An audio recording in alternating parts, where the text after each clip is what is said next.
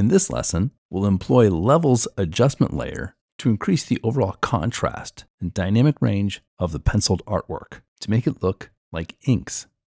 First thing we'll do is save the page as a PSD. Let's do a File, Save As. If the dialog box looks like this, click on this arrow right here next to the Where to show more options. You can click on your desktop for now to save the PSD to work off the desktop, but then move it to your class folder once you've finished. In the Format area, click on the menu and select Photoshop.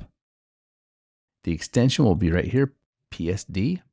You want to write your last name underscore, first name underscore, and then the project week for this assignment, and then press Save. At the bottom of the Layers panel, there's a black and white circle. Let's click on that, and then click on Levels. The Properties panel will open up. I'm going to bring the Properties panel over here so we can see it better. The left tab right here, if we bring that to the right, it will darken the artwork. If we bring the white tab to the left, it'll brighten the artwork. The middle tab is the midtones. We can bring the tab to the right to darken more, or we can take the tab to the left to lighten up the dark areas.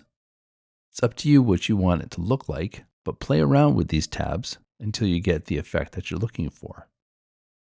I'm going to put the Properties panel back into its spot over here. We've just created an adjustable layer with levels. This is non-destructive. What does that mean? It means that we didn't add the levels directly onto the artwork layer. If we turn off the eye on this layer, the levels will go away. That's what non-destructive means. Let's turn that back on again. So the next part is the artwork looks kind of yellowish. We want to add our own colors to this. So the one thing that we are going to do that is destructive is click on the background layer and click on Image, Adjustments, Black and White. The black and white dialog box will pop open, and it's up to you if you want to play around with any of these tabs. I just usually click OK. Now that yellowing is gone, and everything else that was a color in the document. If you back up this video, you'll see that the words up here were in blue. Let's do a Command S to save so far. This lesson will continue in the next video.